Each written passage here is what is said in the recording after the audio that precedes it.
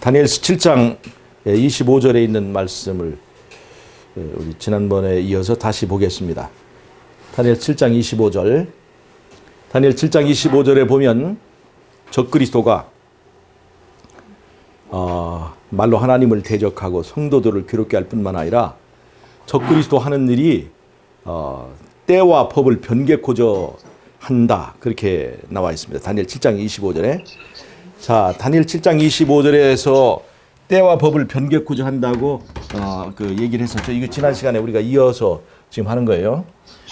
적그리스도가 즉 작은 뿔의 세력이 이 변개코저 하는 때와 법, 이 법은 법과 때의 문제를 한번 보겠습니다.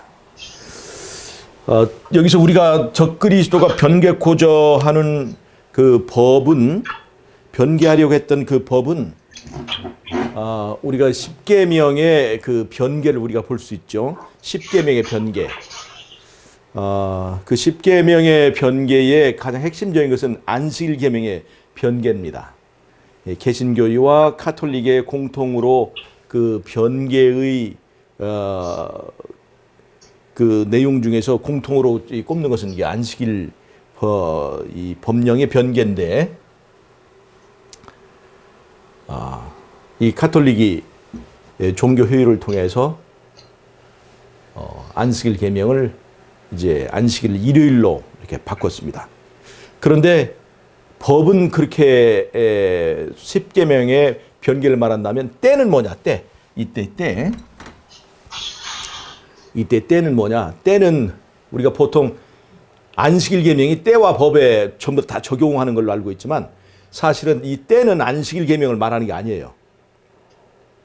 안식일 계명이 예배드리는 때이기도 하고 법이기도 해서 두 가지를 다 하는 것처럼 보이지만 안식일 계명은 법을 변개한 거고, 때는 다니엘서 2장에 보면 그 느부갓네살 왕이 꿈을 꾸고 그 꿈을 해석하라고 박사들에게 그 말하는 게 나오죠. 박사들에게. 그런데 그 박사들이 느부갓네살 왕에게 뭐라고 하냐면, 이렇게 어떻게 사람이 꿈꾼 것을 어떻게 이 사람한테 꿈의 내용을 알아내라고 하십니까? 그것은 사람은 하지 못하고 신들이나 그것을 하는 거지. 그래서 사람에게 그런 일을 부탁한 왕이 없습니다. 하고 느부갓네살 왕에게 그렇게 부탁을 합니다. 그럴 때 느부갓네살이 뭐라고 그러냐면, 너희가 나를 속여가지고 때를 변하기를 기다린다. 그렇게 얘기를 했어요. 때를 변하기를 기다린다. 그때 때는 뭐겠어요? 그때 때를 변한다는 것은 그건 죽음의 때, 심판의 때를 말하는 거겠죠. 심판의 때를 말하는 거예요. 그래서 너희들이 심판받을 때를 이렇게 연기하고 변하려고 하는구나. 그렇게 얘기했어요. 그리고 다니엘이 나중에 대답을 이제 꿈을 해석을 얻었죠. 그때 때와 기한을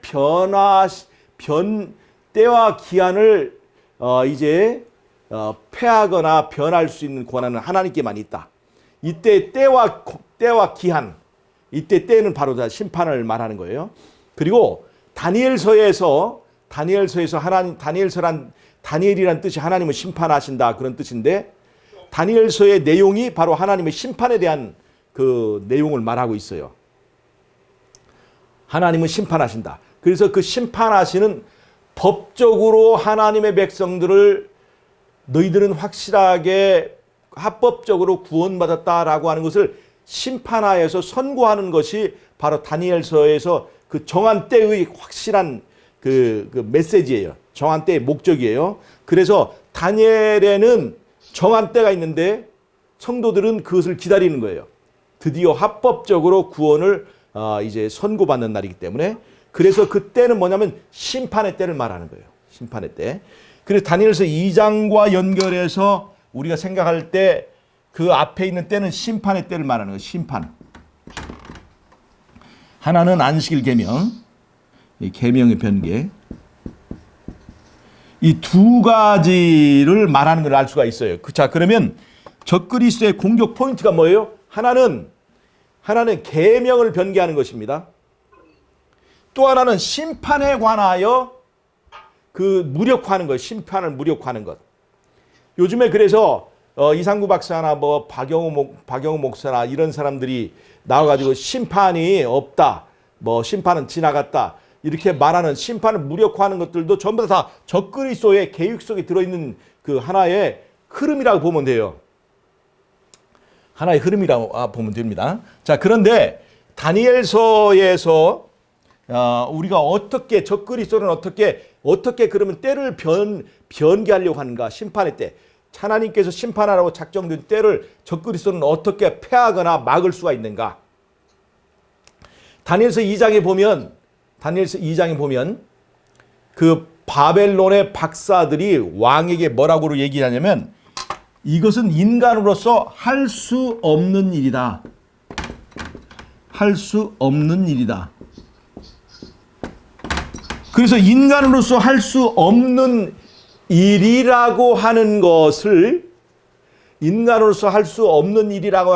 강조하고 그 사람들의 주장이 맞다면 이 심판은 정당하지 않은 거예요. 바벨론 이 박사들에게. 자, 그런데 이와 비슷한 것들이 선악간의 대쟁투에 있어서도 같은 원리가 있습니다. 예수님께서는 이 율법, 이 법을 통해서 이제 통치를 하시는데 그 법을 지킬 수 없는 법이다라고 주장하는 것은 사단의 주장이에요. 그 율법을 지킬 수 없다. 그러니까 지킬 수 없는 율법을 강요하시는 예수님은 왕의 자격이 없다. 그래서 예수님의 자리를 탐내려고 사단은 인간은 하나님의 율법을 지킬 수 없다를 이 세상에서 입증하려고 하는 거예요. 인간의 전을 통해서. 그 첫 번째 증거가 아담을 범죄하게 만들어서 봐라. 여기서 하나님의 율법을 지킬 수 있는 사람이 어디가 있느냐. 심지어 하나님께서 그렇게 사랑하시는 아담조차도 율법을 지키지 못하지 않느냐라고 얘기를 하는 거예요. 그런데 그것을 뒤집기 위해서 이제 그 하신 일이 예수님의 성육신이죠. 성육신. 예수님께서 사람이 되셔서 사람과 똑같이 되셔서 율법을 순종하는 것을 보여주신 거예요. 그래서 율법은 지킬 수 없는 법이 아니라 지킬 수 있는 법이고 사단은 율법을 지키면 그 율법이 우리의 자유를 뺏어가고 우리는 지옥에 들어가는 것이다. 지옥과 같은 삶을 사는 것이다. 그렇게 얘기하지만 예수님은 율법에 순종함으로 그 안에서 천국을 맛보셨어요. 그래서 율법을 지킬 수 있느냐 없느냐, 율법을 지키면 지옥이 되느냐 낙원이 되느냐 하는 것을 예수님의 그 성육신을 통해서 입증하셨는데 예수님이 승리하셨지만 사단의 카드는 또 하나 남아있는데 예수님은 되지만 다른 사람은 되지 않는다.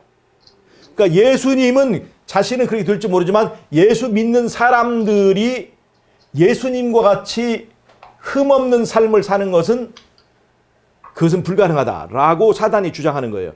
그래서 예수님은 항상 자신이 성육신에 승리하신 것처럼 예수님의 삶을 뒤따라가는 예수님처럼 죄에 대해 승리하고 하나님의 계명을 지키고 예수의 증거를 가진 그 남은 무리를 가지고 있어요. 남은 무리.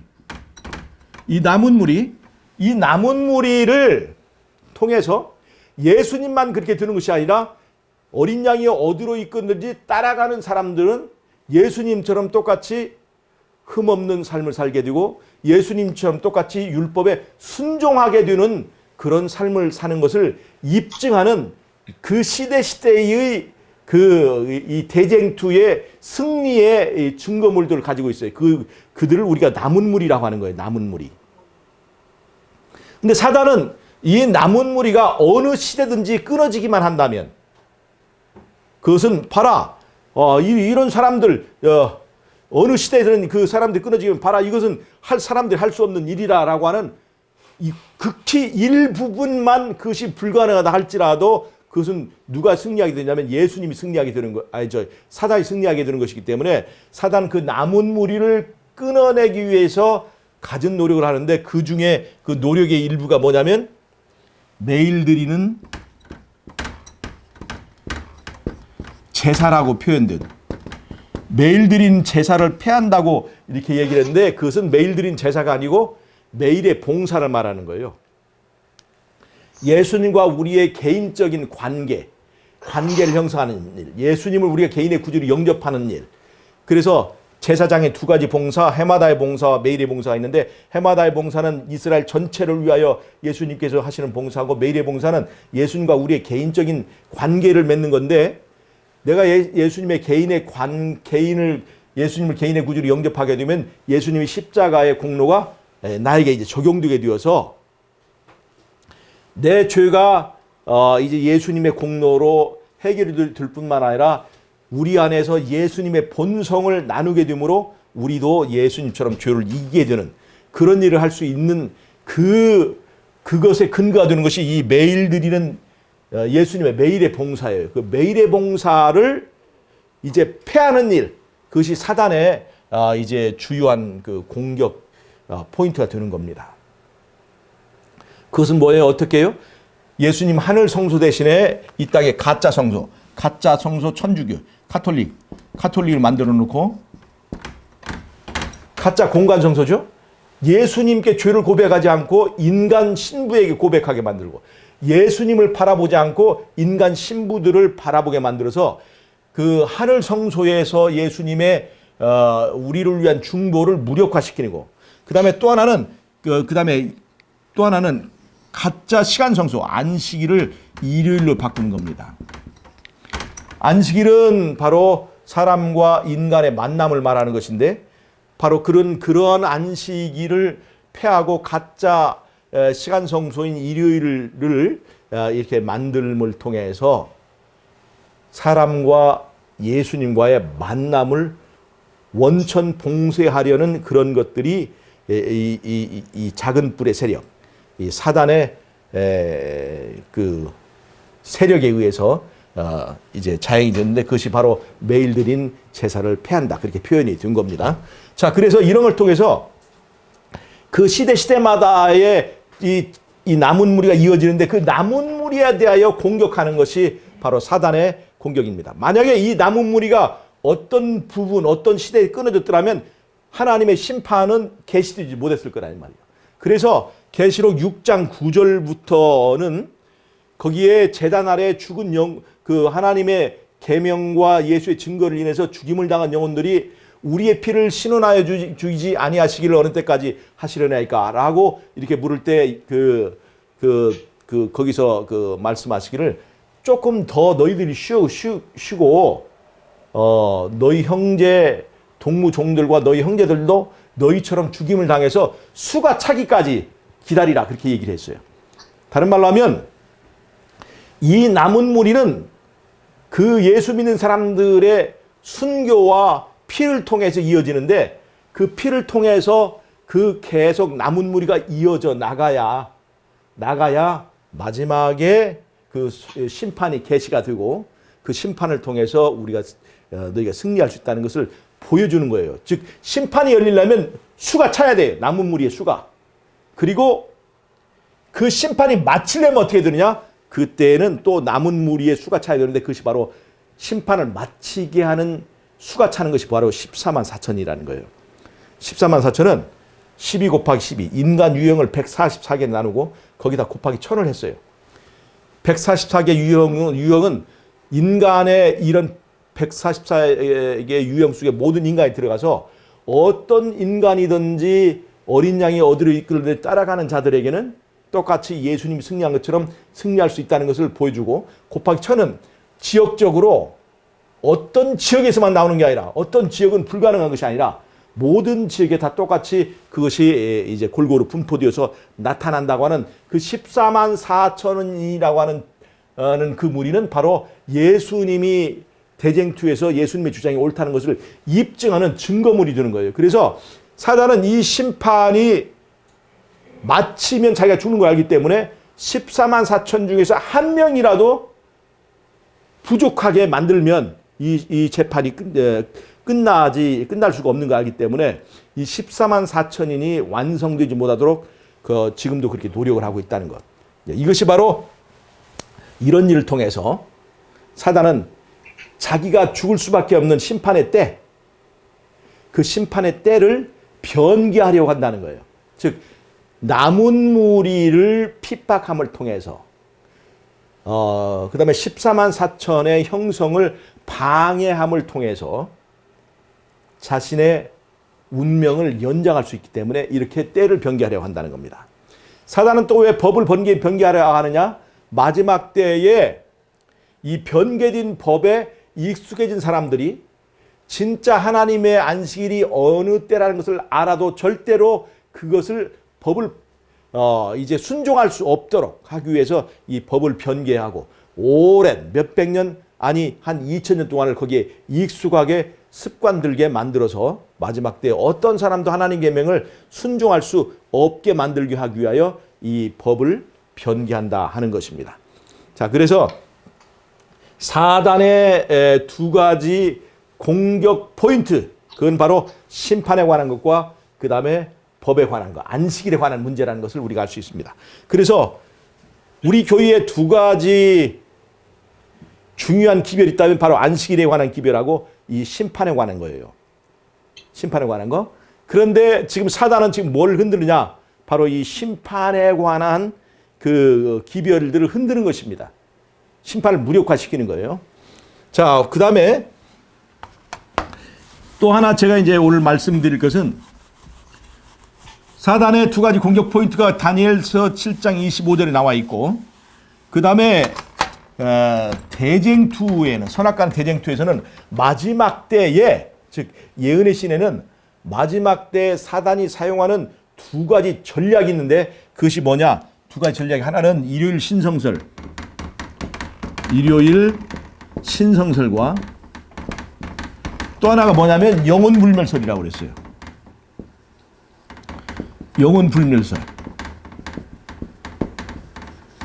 일요일 신성설과 영혼불멸설을 통해서 사단은 그의 기만을 성공시키려고 하고 한다, 이렇게 얘기했습니다. 일요일 신성설이라고 하는 것은 이제 사단이 때와 법을 변개하는 그 법을 변개해가지고 만들어 놓은 제도가 바로 일요일인데, 이제는 일요일 신성설을 주장을 해서 일요일 신성설을 중심으로 종교를 통합하는 일을 할 것이라는 겁니다. 일요일 신성설을 통해서. 근데 일요일 신성설의 배경은, 바로 일요일 예배의 그 배경은 뭐냐면 십자가가 율법을 폐했다라고 하는 신학적 이론을 배경으로 한 거예요. 즉, 잘 보세요. 율법을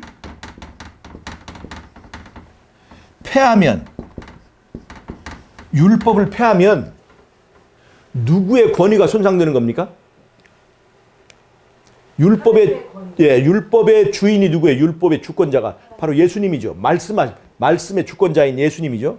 그래서 예수님이 말씀하신 그 말씀은 그건 사람의 법이에요, 하나님의 법이에요? 하나님의 법이죠. 근데 그 하나님의 법을 폐함으로 그 율법을 변개하는 자기가 그 예수님보다 더 큰 그 권세를 가지고 있다, 권위를 가지고 있다는 것을 바로 율법을 변개하는 걸 통해서 시도하는 거예요. 자, 율법을 폐하게 되면 누구의 권위가 깨져요? 예수님의 권위가 깨지는 거예요. 예수님의 권위가. 자, 예수님은 하나님이죠. 예수님이 하나님이냐 아니냐 하는 거에 대해서 지금도 하늘에서뿐만 아니라 이 땅에서 이제 그 투쟁이 이루어지는데, 여호와의 증인 같은 경우는 예수님의 신성을 부정하죠. 잘 보세요. 사단은 이 선악간 대쟁투를 통해서 뭘 원하냐면 예수님의 자리, 왕의 자리를 원하는 겁니다. 왕의 자리. 예수님의 자리를 이제 취득하기 위해서 첫 번째는 예수님도 우리와 똑같은 존재이다. 즉 예수님의 신성을 부정하는 거예요. 첫 번째 예수님의 신성 부정. 예수님의 신성이 부정되어야 그 예수님의 왕된 자격을 부정할 수 있는 거예요. 예수님의 신성을 부정하는 일은 뭐냐면 그의 말씀은 말로 끝날 뿐이지 실현될 수 없다. 예를 들자면 우리 창세기 1장에 보면 하나님께서 이제 말씀으로 창조하시는데 빛이 있으라 말씀하시면 그게 사람의 말이면 실현이 돼야 안 돼요. 말과 실현이 일치하지 않아요. 그런데 그것이 하나님의 말씀이면 빛이 있으라 말씀하시면 그 말씀은 뭐가 돼요? 빛이 되는 거예요. 즉 하나님의 말씀일 때만, 신성일 때만 말씀과 빛이 일치하는 거예요. 말씀과 행함이 일치하는 거예요. 말씀과 행함이 일치하는 거예요. 율법과 행동이 일치하는 거란 말이에요. 다른 말로 하면 하나님의 예수님의 말씀은 말로 끝나지 않고 우리 행동으로 실행되고 순종될 수 있다는 거예요. 이게 하나님의 말씀일 때만 가능한 거예요. 즉 우리가 율법을 순종할 수 없다는 것은 그 말씀의 능력을 부정하는 것이고 다른 말로 하면 예수님의 권위를 부정하는 거예요. 그래서 말씀을 순종할 수 있느냐 없느냐 하는 것은 대쟁투에서 굉장히 중요한 거예요. 그 말씀에 순종할 수 없다는 것은 예수님의 신성을 부정하는 거예요. 그래서 이 일요일 신성설은 그 뿌리가 십자가에서 율법이 폐해졌다. 율법의 이제 권위를 부정하는 것이 있고 그것을 통해서 사단이 노리는 바는 예수님의 신성을 부정하는 것이다. 그 다음에 영혼불멸설. 이 영혼불멸설은 뭐냐면 사람은 죽어도 죽지 않는다. 사람은 죽어도 죽지 않는다 이 말이에요. 영혼불멸설. 죽어도 죽지 않는 속성은 누구에게만 있냐면 여호와에게만 있어요. 하나님에게만. 스스로 계신 자, 죽어도 죽지 않는 분, 그분은 바로 여호와밖에 없는 거예요. 그런데 사단은 인간을 꼬일 때 너희가 선악과를 먹으면 너희도 하나님같이 될 수 있다 이렇게 얘기했어요. 하나님같이 될 수 있다. 다른 말로 하면 너도 하나님이다. 그런 사상을 이제 그 범죄한 인간에게 심어준 거예요. 너도 하나님이다. 그런데 그 인간이 이제 선악과를 따먹고 죽게 되자 죽은 다음에 죽어도 죽지 않는 거다 하고 이 영혼불멸설을 이제 시작하게 된 것입니다.